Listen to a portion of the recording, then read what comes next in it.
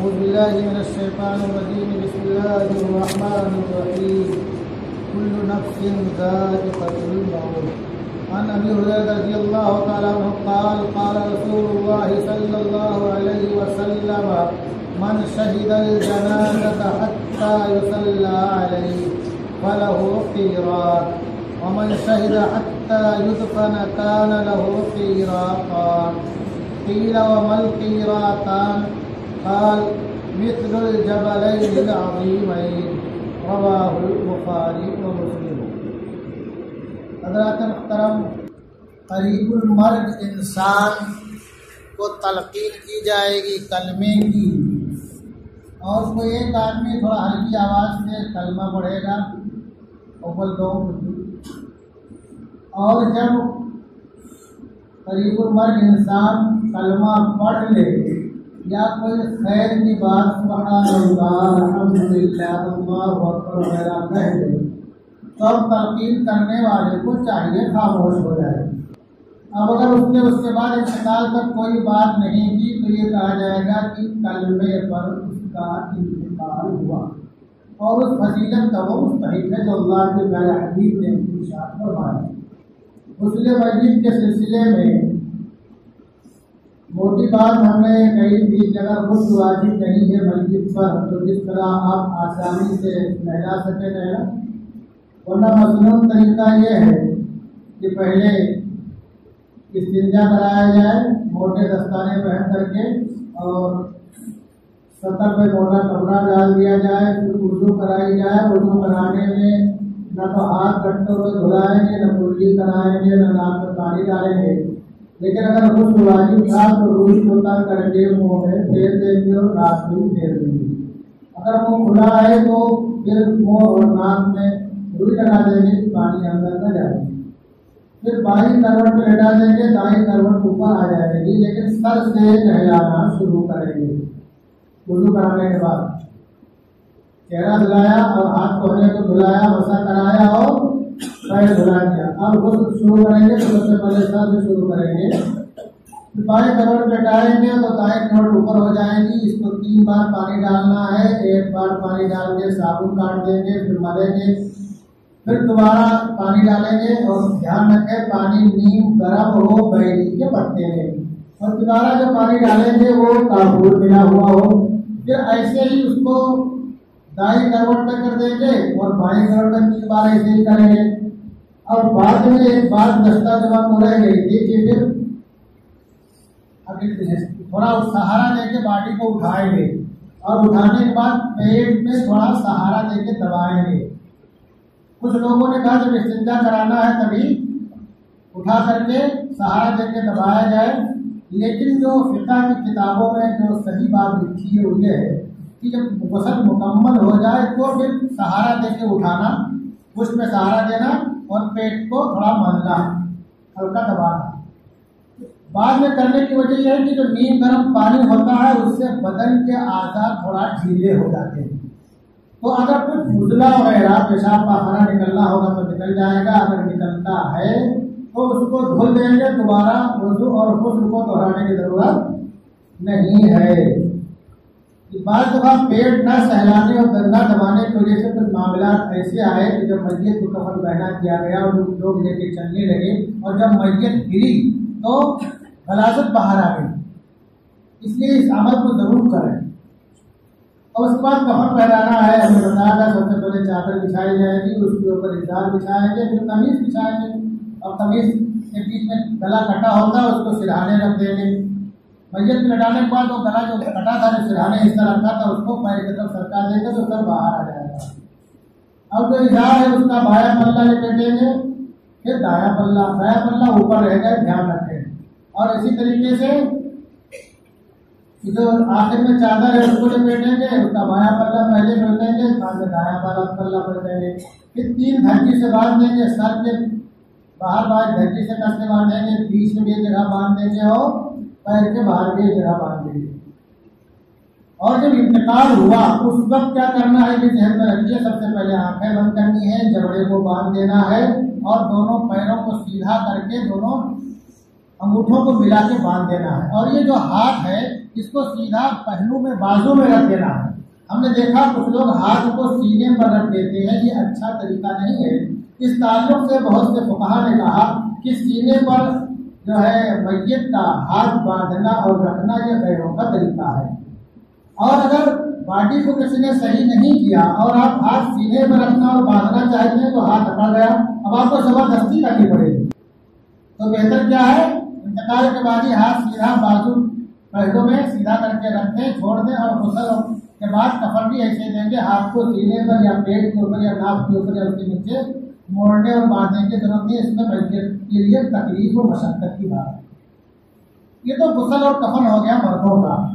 औरतों का भी गुस्ल वही है जो मर्दों का है, जिस तरह किया जाएगा। पर्दे का खास एहतमाम करेंगे। अगर औरत है तो निफास यानी अगर ऐसी हालत में नहीं थी कि उस पर गुस्ल वाजिब हो तो वहाँ भी कुल्ली कराना और नाक में कुल्ली कराना वाला जरूरी नहीं है। लेकिन अगर गुस्ल वाजिब था तो रुई भिगो करके मुंह में डाल के निकाल लेंगे, इसे नाक में डाल के निकाल लेंगे, फिर जो है चेहरा धो देंगे, फिर उसका हाथ धोने समय धुला देंगे, सर का मसा करेंगे कराएंगे, फिर दोनों पैरों को धो देंगे, अब उसका ये वजू हो गया। लेकिन उससे पहले उसको भी इस्तिंजा करा लेंगे। फिर ऐसे ही उसको दाहिने करवट पे उसके 3 बार पानी डालेंगे, साबुन काटेंगे और फिर आगे वाला पानी जो है काफूर मिला हुआ रहेगा। फिर दाहिने करवट में करके फिर बाएं करवट पे से पानी डालेंगे। आखिर में उसका भी पेट सहलाएंगे तो निकलेगा, उसको धो देंगे, वो लौटाने की जरूरत नहीं है। अब औरत के जो कफन है वो 5 है। ये ज़हन में रखिए, आपके जो कफन है 5 और 3 यह मसनून तरीका है, बेहतर है, अफजल है। अगर किसी के पास कपड़े नहीं हैं तो औरत को 3 दे दिया काफी है, मर्द को एक ही में लपेट दिया तो भी काफी है। सैयदुश शुहदा रज़ियल्लाहु ताला अन्हु कि जिनकी शहादत पर और जिनकी मुबारक लाश को देख करके जनाब रसूलुल्लाह सल्लल्लाहु अलैहि वसल्लम के मुबारक आंखों से मुबारक कतरे जो टपकना शुरू है तो बंद नहीं देते। कुछ लोग बोलते हैं आप घी मार कर रोए, इतनी तकलीफ आपको पहुंची। तो सैयदुश शुहदा जिनका लक़ब है, जो हुज़ूर सल्लल्लाहु अलैहि वसल्लम के सगे चचा हैं और हुज़ूर सल्लल्लाहु अलैहि वसल्लम के एक रिश्ते से खलेरे भाई भी आते हैं, उनका जो कफन था वो चादर एक ही थी और छोटी पड़ रही थी, तो आपने फरमाया कि इनके कदमों पर घास डाल दो। तो पता क्या चला, अगर नहीं है तो उसके लिए बहुत ज्यादा परेशान होना, चंदा करना, लोगों से मांगना या कुछ बेचना, जितना मैसर हो वैसे आप कर लीजिए। और गुस्ल और कफन के सिलसिले में ये ध्यान रखिए, गुस्ल देने के सिलसिले में उत्तर दक्षिण या पूरा पश्चिम लिटाएंगे, पूरा पश्चिम लिटाएंगे तो सब ऊंचा कर देंगे ताकि चेहरा किबला की तरफ है। उत्तर दक्षिण लिटाएंगे तो किबला की तरफ चेहरा रहेगा ही अवले महिला वाला में। लेकिन अगर जगह तंग है तो आप जैसा चाहो वैसा लेटा करके गुस्ल दे दो। मैं इसलिए कह रहा हूँ कि हमारे बहुत से भाई इन बातों को लाजमी समझते हैं और बार दफा घर छोटा है, जगह नहीं है, तो दूसरों के लिए से जाकर के बोलते हैं अपने आप आपने आपको जो तुम्हारा घर छोटा है, जिस तरह कर सको कर लो। औरत का जो कफन है वो 5 है, तो मसनून तरीका है। वो 5 कफन में लिफाफा, इजार और कमीज तो वही है जो मर्दों के ताल्लुक से कहा गया। 2 चीजें बढ़ जाती हैं, एक है सीना बंद और एक है सर बंद, जिसको ओढ़नी और खिमार कहते हैं। अब यहाँ जो बिछाएंगे, बिछाने से कपड़ा कफन बिछा दो, फिर पहनाने में बहुत आसानी होती है औरत में। सबसे पहले चादर यानी लिफाफा बिछाएंगे, फिर सीना बंद बिछाएंगे, फिर इजार बिछाएंगे, फिर कमीज बिछाएंगे। कमीज बिछाएंगे तो उसका आधा हिस्सा सिरहाने रख देंगे, उसमें गला कटा हुआ होगा। अब पहनाना शुरू कर देंगे। सबसे पहले क्या करेंगे, कमीज पहनाने के बाद जो सर के बाल हैं उसको दोनों तरफ आगे डाल देंगे। उसको जूड़ा नहीं बनाना है, उसको बांधना नहीं है, लिपेटना नहीं, खुले हुए ही करके डाल देना है दोनों तरफ, 2 हिस्सा में करके। अब ये कमीज के ऊपर आ गया, कमीज के ऊपर आ गया। अब जो 5वीं चीज थी वो सरबंद, जिसको ओढ़नी कहते हैं, अब वो सर से डाल देंगे ऐसे ही। वो ओढ़नी जो सरबंद है उसको भी गांठ नहीं लगाएंगे, उसको बांधेंगे नहीं, सिलेंगे नहीं, ऐसे सर और बालों को लपेट करके आगे की तरफ उसको भी डाल देंगे। कमीज पहनाने के बाद कमीज पहना दिया, तो आधा हिस्सा बाहर था, पैर सरका दिया, बाल डाल दिया ऊपर, बाल को भी सरबन डाल दिया। अब जो इजार है उसका बायां पल्ला पलटेंगे, फिर दायां पल्ला पलटेंगे। उसके बाद जो है अब बचता है सीना बंद। और सीना बंद का भी, सीना बंद जो है गले से लेकर के घुटने तक रहे तो अच्छी बात है। उसका बायां पल्ला पलटेंगे, फिर दायां पल्ला पलटेंगे। अब बची लिफाफा यानी चादर, अब उसका बायां पल्ला पलटेंगे और फिर दायां पल्ला ऊपर से पलट देंगे। इसमें भी 3 धरती मार देंगे, एक सर से बाहर, एक बीच में, एक पैर से बाहर। धरती थोड़ा मजबूत बांधेंगे कि ले जाने के वक्त, मैयत ले जाने के वक्त जो है हिलने डुलने से फूले ना। ये अमल जो है बहुत ही, गुस्ल देना, मैयत को कफनाना और जनाजे में शरीक होना और जिंदगी में शरीक होना, ये बहुत ही कार्य सवाल। अल्लाह तबारक व तआला जो है उसके गुनाहों को माफ कर देता है। और ऐसे हो जाता है जैसे कि माँ के पेट से पैदा हुआ हो। तो गुस्ल और कफन के सिलसिले में आदमी को खुद अपने आप को पेश करना चाहिए। एक बात और मैं अर्ज कर दूं, हमारे अपने यहाँ दस्तूर ये है कि इंतकाल के बाद मैयत को रोके रखते हैं और जब सब लोग आ जाते हैं तो बिल्कुल आखिर में गुस्ल देते हैं। एक अजीम मुहद्दिस ने इमाम बुखारी के हवाले से कहा कि गुस्ल दे दिया जाए, कफन पहना दिया जाए, फिर लोगों की ज़ियारत के लिए रखा जाए। उसकी बहुत सी वजूहात हो सकती हैं। अगर औरत है या मर्द है, हो सकता है नापाकी की हालत में रहा हो, या हो सकता है कि उसके बदन से मैल कुचल हो, बदबू आ रही हो। और जितना जल्दी हो सके गुस्ल कफन के बाद नमाज जनाजा पढ़ करके दफन कर दिया जाए। अबू हुरैरा रज़ियल्लाहु अन्हु हैं, फरमाते हैं काला अस्रिउ बिल जनाज़ती फइन तकु सालिहतन फखैरुन फक़द्दिमूनहा, कि जनाजे को थोड़ा तेज कदमों से लेकर चलो। अब हम क्या करते हैं, जनाजे को 24 घंटा मैयत को रोक के रखते हैं। यहाँ जब जनाजा लेकर के चलो, तेज लेकर के चलो, वजह उसकी क्या है कि इसकी मंजिल तक जल्दी पहुंचाना है। आप पहले ही गाड़ी लेट कर देते हैं। इसलिए जब इंतकाल हो जाए किसी का तो ज्यादा इंतजार नहीं करना चाहिए, बिल्कुल सुन्नत के खिलाफ है। और मैं बता दूं इसमें आवाम तमाम खवास भी इस सुन्नत के खिलाफ अमल करने में मुब्तला है। कोई बेटा आ रहा है, कोई बेटी आ रही है, दामाद आ रहा है, कोई पोता नवासा आ रहा है, इंतजाम में लेट करके क्या फरमाया कि जनाजे को तेज ले करके चलो।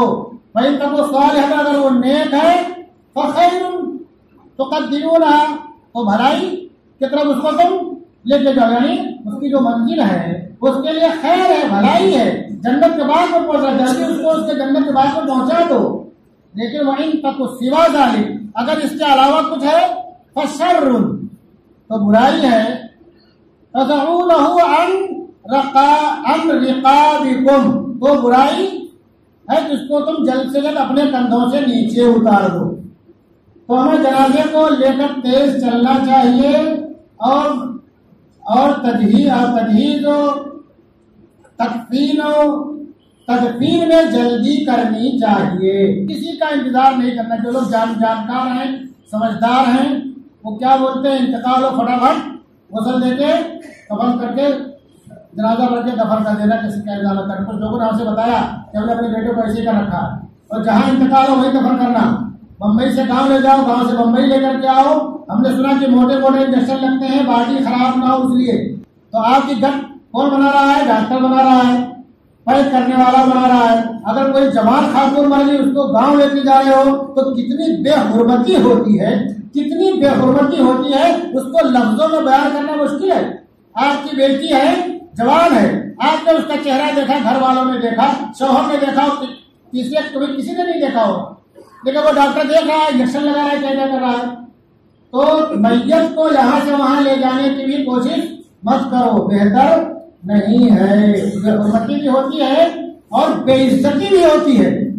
जनाजा पढ़ने की बारी आती है, मुझे बहुत अफसोस से कहना पड़ता है कि हमारे बहुत से भाइयों को जनाजे की तरकीब नहीं मालूम है, बहुत से भाइयों को जनाजे की दुआ नहीं याद है, नियत नहीं जानते हैं। सबसे पहले मैं बता दूं, नियत जो है दिल के इरादे का नाम है।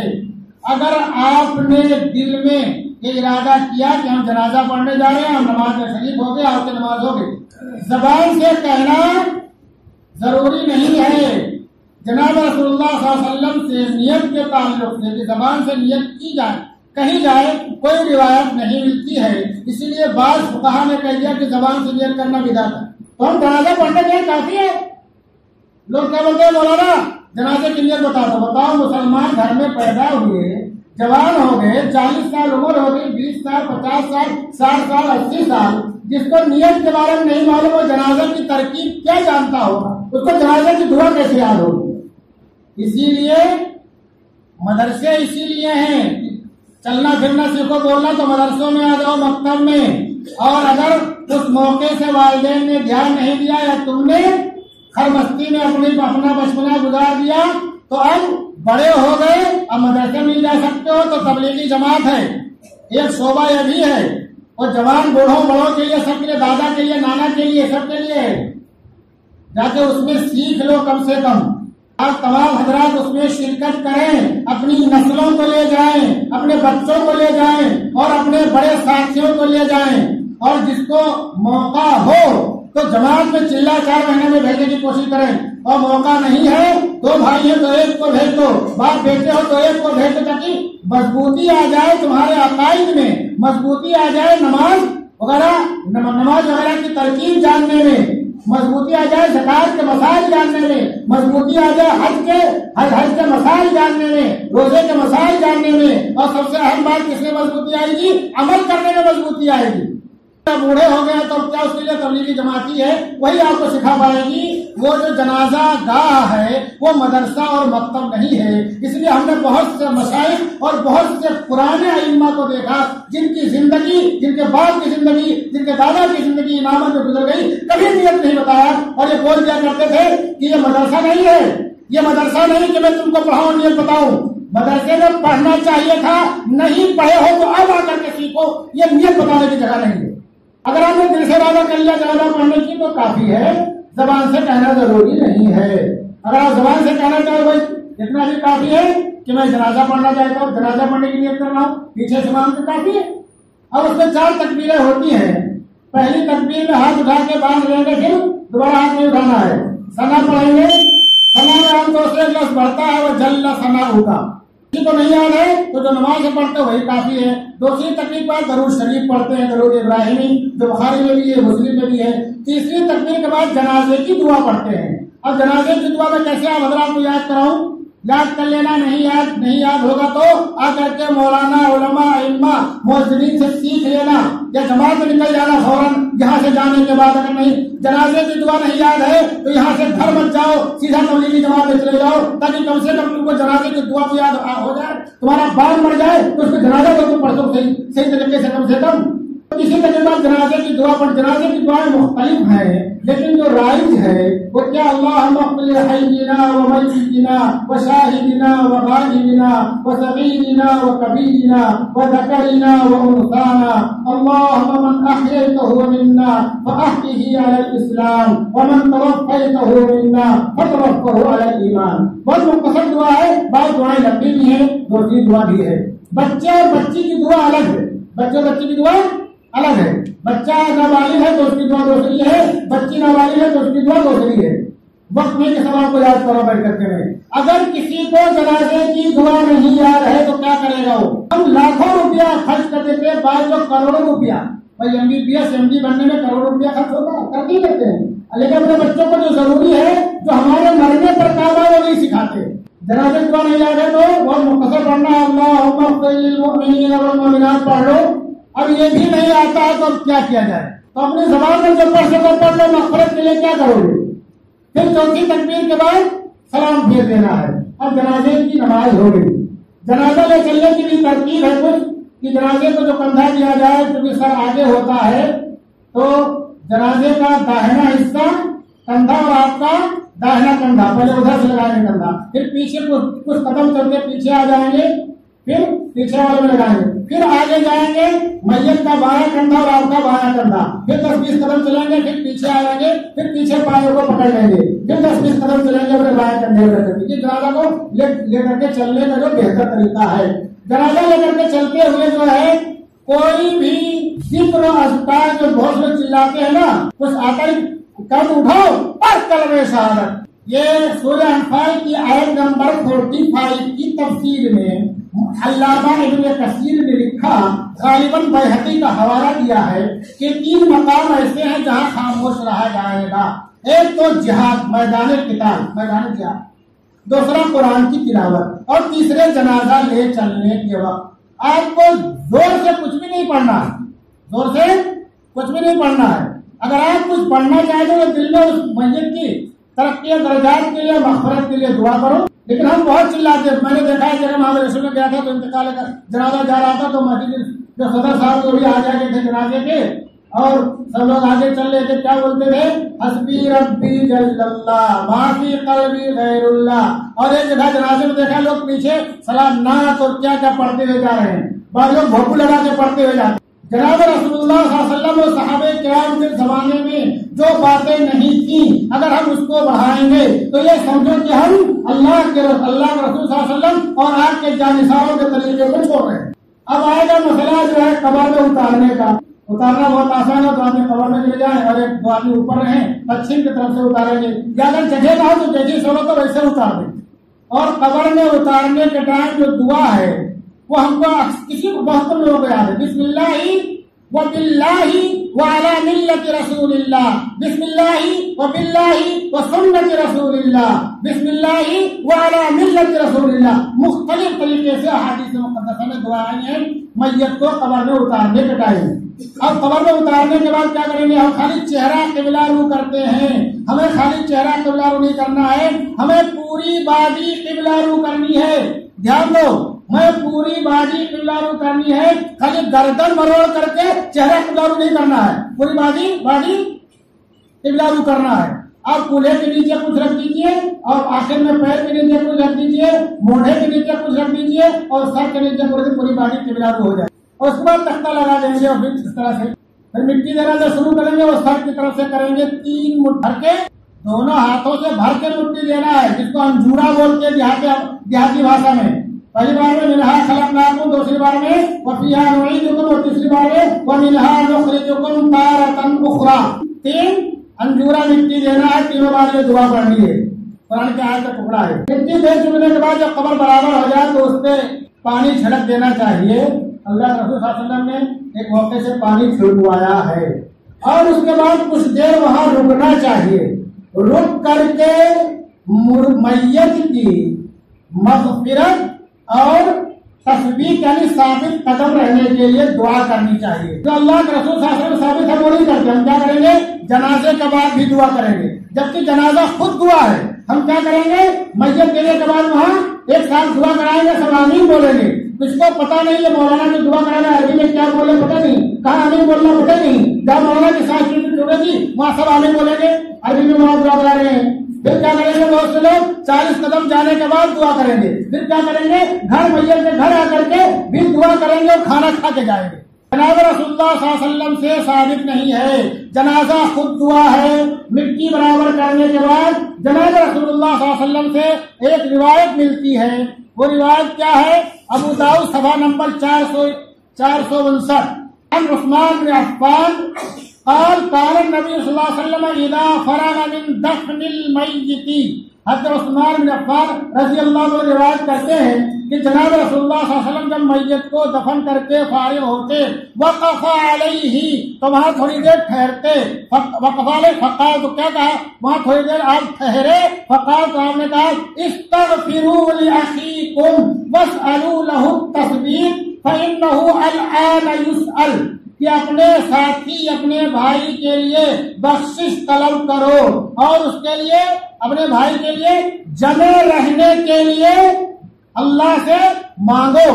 ये जमा रहे, अल्लाह इसको जमे रहने नहीं, जो सवाल और जवाब, क्यों, फ़इन्नहु अलआन युसअल, इस वास्ते कि अभी इससे सवाल और जवाब हो रहा है या होने वाला है। तो अल्लाह से क्या मांगो कि ये जो सवाल जवाब इस सवाल इससे हो, अल्लाह उसको साबित कदम रखे और सच्चा सही जवाब दे सके, इसलिए दुआ करनी है। सबसे पहली चीज बख्शिश की दुआ, दूसरी चीज कि हमारा भाई जो भी ये जन्नत के बाग में पहुंचा है, अल्लाह इसको साबित कदम रख और ये जो भी इससे सवाल उसका सही से जवाब दे ले। अब यहाँ ये बात गौर से सुन लो, हमारे बहुत से भाई क्या करेंगे, कुछ लोग तो मिट्टी दे देने चले आते हैं और कुछ लोग मिट्टी देने के बाद बाकायदा रुके रहते हैं कि मौलाना साहब दुआ कराएंगे तो हम आमीन कहेंगे। ये इस हदीस के अल्फाज पर गौर करना फरमाया, इस्तगफिरू लिअखीकुम, अपने भाई के लिए बख्शिश तलब करो, वस्अलू लहु तस्बीह, और अल्लाह से इसके लिए साबित कदम रहने की तौफीक मांगो। ये जुमला ये बता रहा है कि जनाब रसूलुल्लाह सल्लल्लाहु अलैहि वसल्लम ने वहां दुआ नहीं कराई कि सब आमीन बोले। आज अगर कोई मौलाना दुआ ना कराए, अरे अजीब बात है कि फला आदमी धमाका गुस्ताख बेदब है। अल्लाह के रसूल की जिंदगी देखो, ये जुमला बता रहा है, ये मुबारक कलमा कि जनाब रसूलुल्लाह साहब ने दुआ नहीं कराई है, बल्कि आपने दुआ करने के लिए कहा है। अगर दुआ करानी होती तो आपको ऐलान न करना पड़ता, बल्कि आप हाथ उठा देते, सारे जानिसार आमीन कहना शुरू कर देते। भाई जानिसार भी अरबी जानते थे और आपकी अरबी क्या कहने माशाअल्लाह। ये ऐलान करना इस बात पर दाल है और शाहिद है कि आपने दुआ नहीं कराई, आपने दुआ करने के लिए कहा कि सब लोग अपने जी में दुआ करो। किसमें दुआ करो? जी में दुआ करो। तो जो हम इज्तिमाई दुआ करते हैं इस हदीस के मुताबिक वो इज्तिमाई दुआ है ही नहीं है, और उसकी वजह भी है मौलाना साहब अरबी में क्या पढ़ रहे हैं पता ही नहीं है। हम खाली आमीन बोल रहे हैं, जी से बोल रहे हैं कि बेजी से बोल रहे हैं, और बाद में बहुत लंबी दुआ करा देते हैं। लंबी चौड़ी दुआ की जरूरत नहीं है, कुछ देर रुक करके अगर आप अपने सच्चे और खुलूस दिल के साथ खाली इतना कह दो, ऐ अल्लाह हमारे इस भाई की पूरी मग़फ़िरत फरमा, तो भी काफी है। अगर आप इतना कह दो, ऐ अल्लाह हमारे इस भाई का दर्जा बुलंद फरमा और इसको साबित कदम रख, ये भी काफी है। तो जो हमने सुन्नत को छोड़ा तो बहुत से रिवाजों ने हमको घेर लिया। तो पता चला कि मिट्टी देने के बाद कुछ देर रुक करके मैयत की मग़फ़िरत, तरक्की दर्जात और साबित कदम रहने के लिए दुआ करनी चाहिए। फर्दन करनी चाहिए, अकेले करनी चाहिए, इज्तिमाई दुआ नहीं है। अल्लाह तबारक व तआला हम तमाम लोगों को और हमारे अहल को नस्लों के इस्लाम पर बाकी रखे, ईमान पर खात्मा फरमाए, शहादत की मोहर नसीब फरमाए और जनाब रसूलुल्लाह सल्लल्लाहु अलैहि वसल्लम के महबूब शहर में मदफून होने की शहादत अता फरमाए। तो अलैना इल्लल बलाग।